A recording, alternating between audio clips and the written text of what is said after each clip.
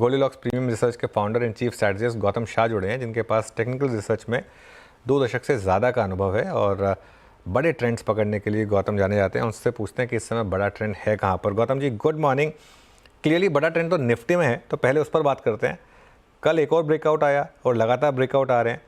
अब इस parabolic market में ट्रेड क्या कैसे करें और नेक्स्ट लेवल टू वॉच क्या होंगे?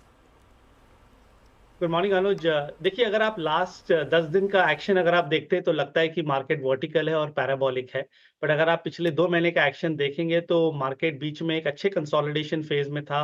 25,500-600 का एक बड़ा रेजिस्टेंस था। जब वो लेवल निकला तो मार्केट ने एक बहुत बड़ा ब्रेकआउट दिया। कुछ अच्छे पैटर्न्स थे हमने जो चार्ट्स पे स्पॉट किए और उसके बाद हमारा वर्किंग टारगेट था 26,500, क्योंकि वो पैटर्न का डिस्टेंस 1000 पॉइंट का था। तो इसीलिए हमने अपने रिपोर्ट्स में भी कहा कि 26,500 तक निफ्टी जाना चाहिए और वहां पर हम रिव्यू करेंगे, क्योंकि वहां पर एक इंपॉर्टेंट रेसिस्टेंस है। बट अभी जिस तरह की मोमेंटम है, देखिए टेक्निकल एनालिसिस के टेक्स्ट बुक्स में बुल मार्केट को डिफाइन करने के लिए जो जो फैक्टर्स होते हैं, हमने वो फैक्टर्स देखे हैं पिछले 6 महीना में। चाहे वो मोमेंटम हो जो एकदम टॉप क्वालिटी है, चाहे वो पार्टिसिपेशन हो, चाहे वो सेक्टर रोटेशन हो, earnings quality, earnings news flow और quality of stocks doing well. सारे फैक्टर्स को अगर आप देखेंगे तो इस मार्केट ने ब्यूटीफुली हैंडल किया है। और जिस तरह की रोटेशन हो रही है, अब लार्ज कैप्स चल रहे हैं, मिड कैप्स और स्मॉल कैप्स थोड़े से क्वाइट हो गए हैं, क्वालिटी स्टॉक्स अभी भी चल रहा है, ग्रेड सी और ग्रेड डी उतना नहीं चल रहे हैं, मैडनेस नहीं है और अभी भी काफी कंसर्न है। इस लेवल्स पे भी लोग यही यही समझना की कोशिश कर रहे हैं कि मार्केट टॉप आउट कब करेगा, कब तक चलेगा, कितना ओवरबॉट है, कैसे ऐसे चल सकता है। तो जब ऐसी बात होती है और जिस तरह के चार्ट्स है, मुझे लगता है कि बाजार अभी भी सेफ है। सारे जो इंपॉर्टेंट इवेंट्स थे वो निकल गए हैं। आई थिंक नेक्स्ट ट्रिगर अब मार्केट के लिए अर्निंग्स रहेगा जो सेकंड वीक ऑफ अक्टूबर का है। बट तब तक आई थिंक बाजार स्ट्रांग है। अच्छे पॉकेट्स में रहिए, राइट पॉकेट्स में रहिए, यहां से भी बाजार में तेजी है। बिल्कुल बाज़ार में रहिए और यहाँ पर भी बाज़ार में तेज़ी है, ये इस समय एक बिग व्यू है। गौतम जी, तो आप इस समय किन सेक्टर्स पर दांव लगा रहे हैं सबसे ज़्यादा? देखिए, हमारा फेवरेट अभी तो मेटल्स है। आई थिंक पिछले 4-5 महीनों से हम मेटल्स के बारे में बात कर रहे हैं। बीच में अच्छी मूव आई, उसके बाद ये इंडेक्स 2 ढाई महीना से कंसोलिडेशन में चला गया और उसके बाद जब 9600 के लेवल पे एनएसई मेटल्स इंडेक्स पे जब ब्रेकआउट आया, तो मुझे लगा था कि यहाँ पर 1000 से 1500 पॉइंट की तेजी आएगी, माने 10 से 15% की। और आपने पिछले 3-4 दिनों में देखा है जिस तरह से मेटल स्टॉक्स चल रहे हैं।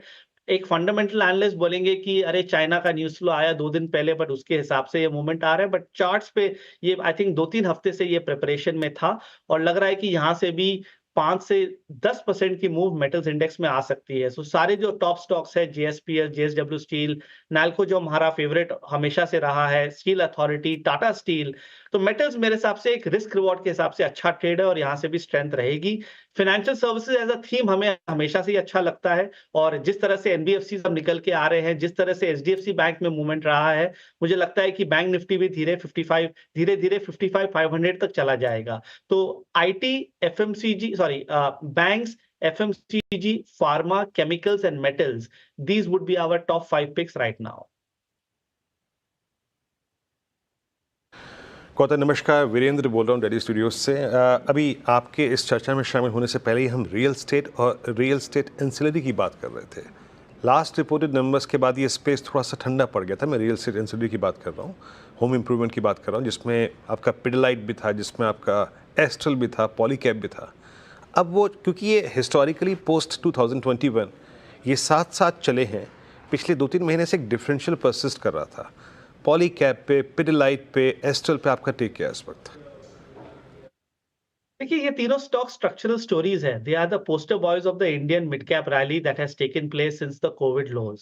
सो ये सब स्टॉक्स में तो देखिए बीच बीच में कंसोलिडेशन आता है, 1-2 महीने के लिए रहता है और उसके बाद वापस ब्रेकआउट होती है।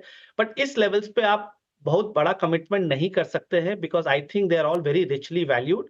और चार्ट्स पे अगर आप वीकली और मंथली चार्ट्स पे देखेंगे तो इतनी बड़ी सपोर्ट नहीं है। तो अग्रेसिव बाइंग इस लेवल्स पे आप नहीं कर सकते, बट डेफिनेटली ट्रेडिंग के हिसाब से थोड़ी बहुत नियर टर्म 5 से 10% की अपसाइड हो सकती है। But I think the bigger opportunity is in real estate, क्योंकि रियल एस्टेट 3 महीने तक उसने कुछ नहीं किया, वो एक नॉर्मल सी कंसोलिडेशन में चला गया। और जिस तरह की ब्रेकआउट अभी डीएलएफ में आई है, जिस की ब्रेकआउट ओबरॉय रियलिटी में आई है, मुझे लग रहा है कि वहाँ पर एक अपॉर्च्युनिटी है और मुझे लगता है कि डीएलएफ जैसा स्टॉक ₹1000 तक ईज़िली धीरे-धीरे जा सकता है। तो रियल एस्टेट में अपॉर्च्युनिटी वापस आ रही है, जैसे मेटल्स में हुआ है पिछले 1 हफ्तों में।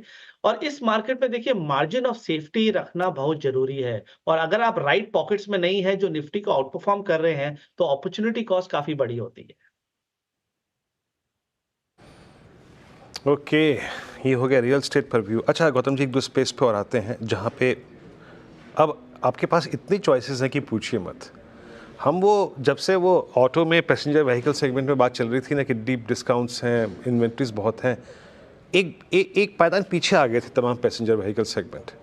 बट सडनली ये जो ईवी और कर्नाटक की ईवी पॉलिसी जो प्रिपेयर हो रही है, उसके शोरगुल के बीच में, हुंडई के आईपीओ के अप्रूवल के बीच में, ये एक बार फिर स्विंग बहुत स्ट्रॉन्ग विजिबल है।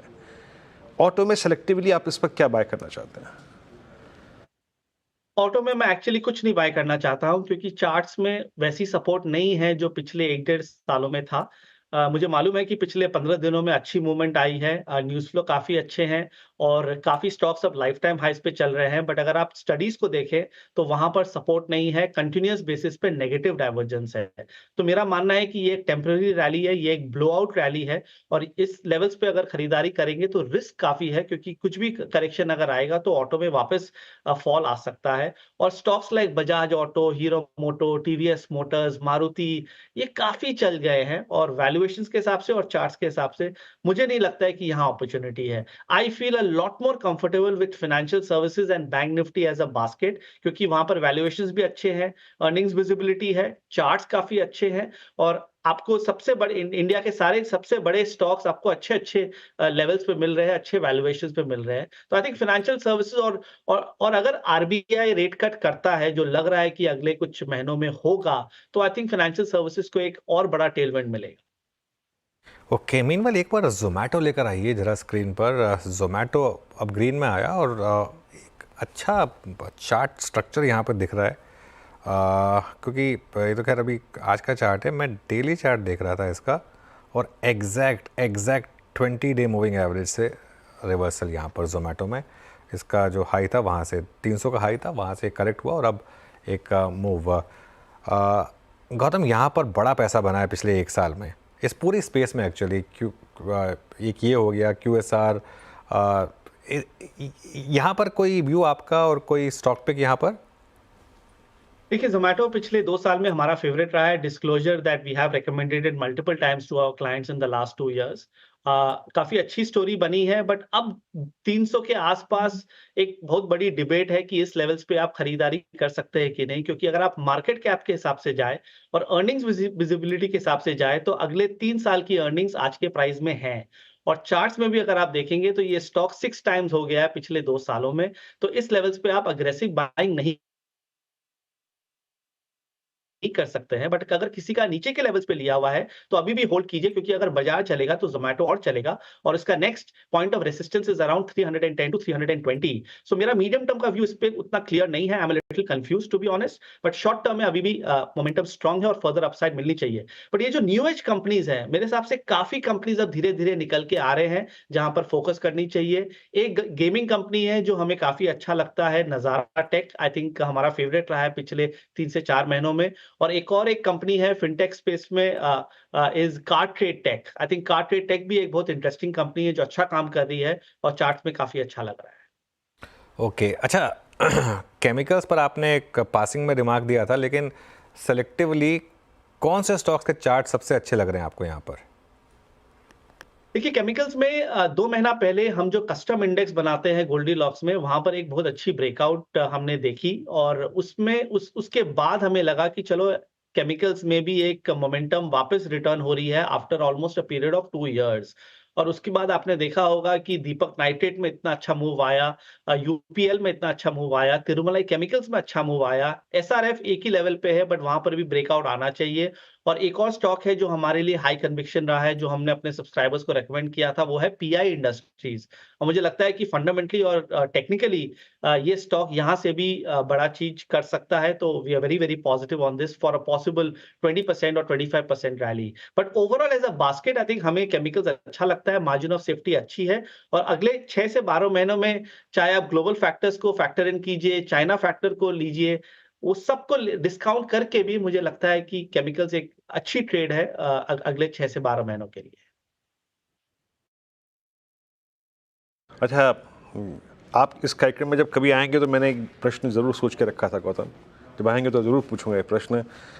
2021 का बजाज फाइनेंस का जो हाई था वो था करीब करीब वही जो आज का है, 7740 7750, और उसी दौर का निफ्टी का हाई था करीब करीब 19,019। खैर, हम लेवल टू लेवल कंपैरिजन नहीं कर सकते, valuation matters, but Bajaj finance के पिछले 3 साल के प्राइस बिहेवियर में एक बड़ी अंडर परफॉर्मेंस परसिस्ट करती है, जो कि 2021 से पहले नहीं थी।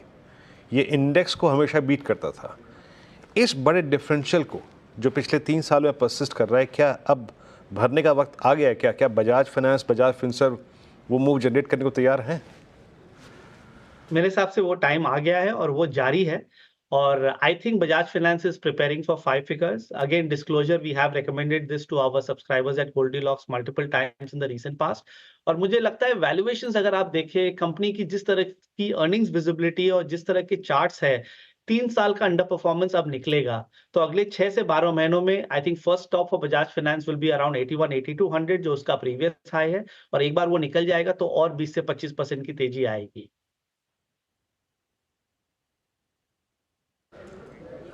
ओके, 20 से 25% का अपसाइड बजाज फाइनेंस में। और यकीन मानिए इस चार्ट को आप वर्सेस रख के देखिए, जब आप निफ्टी को देखेंगे कि कितने बड़ी अंडर परफॉर्मेंस इसके साथ चल रही है। अच्छा गौतम जी, डिफरेंट पॉकेट्स की हम बात कर रहे हैं। एफएमसीजी में मूव्स आए और FMCG her bar last I think पिछले 3-4 इंसिडेंट्स जो बाज़ार में हुए, चाहे वो बजट डे हो, चाहे वो इलेक्शन रिजल्ट डे हो, या फिर कभी भी टर्बुलेंस आई है, बाजार गियर शिफ्ट करके हमेशा एफएमसीजी की तरफ आ गया है। बट टेक्निकली पोजिशनली होल्ड करने लायक, बाय करने लायक एफएमसीजी में क्या बचा है आपके मुताबिक?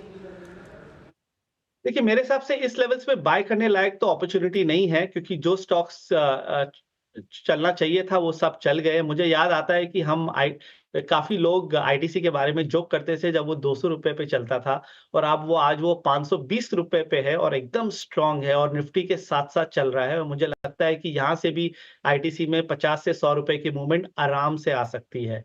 तो अगर आपको 25,500 26,000 के इंडेक्स में अगर आपको कुछ लेना है, तो आईटीसी मेरे हिसाब से offers great margin of safety. और अगर आप देखें सेक्टर में, तो आईटीसी और HUL have been one of the top performers in the FMCG space. और यहाँ से भी मुझे कोई फ्रॉथ या एक्सुबरेंस नहीं लगता है चार्ट्स में या वैल्यूएशंस पे। तो एफएमसीजी तो फेवरेट है ही है, बट थोड़ा सा कॉशन होके खरीदना पड़ेगा, क्योंकि काफी चल चुके हैं नीचे के लेवल से। बट अपसाइड विजिबिलिटी यहाँ से भी अच्छी है। एक बार आप चार्ट्स लेकर आइए पीएसयू ऑयल एंड गैस कंपनियों के। शुरुआत करते हैं बीपीसीएल के साथ, उसके बाद गेल और उसके बाद ओएनजीसी। ये 3 स्टॉक्स एक बार ज़रा स्क्रीन पर रखिए मेरे लिए। बीपीसीएल, गेल और ओएनजीसी। गौतम, बहुत लोगों का मानना है कि पीएसयू स्पेस पे अगर एक ही स्पेस है जहाँ पर अब वैल्यूएशन कंफर्ट है, वो है एनर्जी स्पेस। यहाँ पर आपकी पसंद का कोई स्टॉक होगा क्या? आपने बिल्कुल ठीक कहा। पिछले अगर आप 3-4 महीनों में देखेंगे तो पीएसयू ने कुछ नहीं किया। इनफैक्ट सेलेक्टिव बेसिस पे सारे स्टॉक्स में 25 से 30% की फॉल आई है। बट कुछ स्टॉक्स है पीएसयू स्पेस में जिसने काफी अच्छा किया। एनटीपीसी को देख लीजिए, लाइफ टाइम हाइस पे है। पावर ग्रिड को देख लीजिए, एकदम स्टेडी है। ओएनजीसी रिलेटिवली स्टेडी है। कुछ ऑयल मार्केटिंग कंपनीज भी काफी अच्छा कर रहे हैं। BPCL and HPCL are a great example.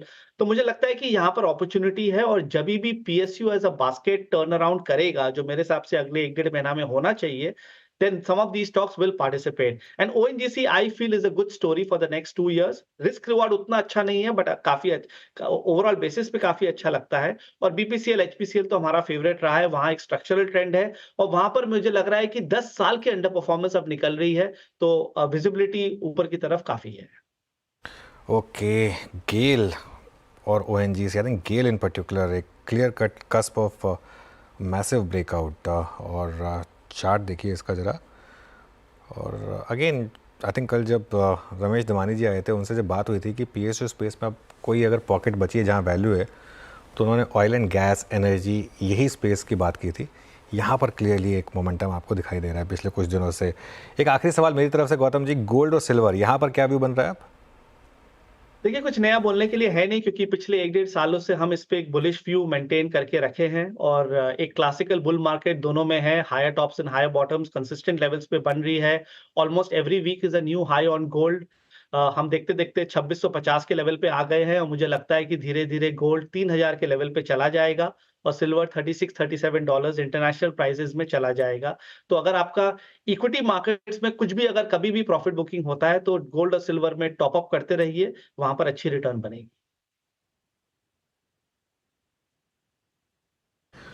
चलिए गौतम, बहुत बहुत शुक्रिया आप इस कार्यक्रम में आज शामिल हुए और बहुत अच्छे से बातचीत हुई आपसे इंडस्ट्रीज पे, सभी सेक्टर्स पे। बहुत बहुत शुक्रिया and have a nice weekend Gautam.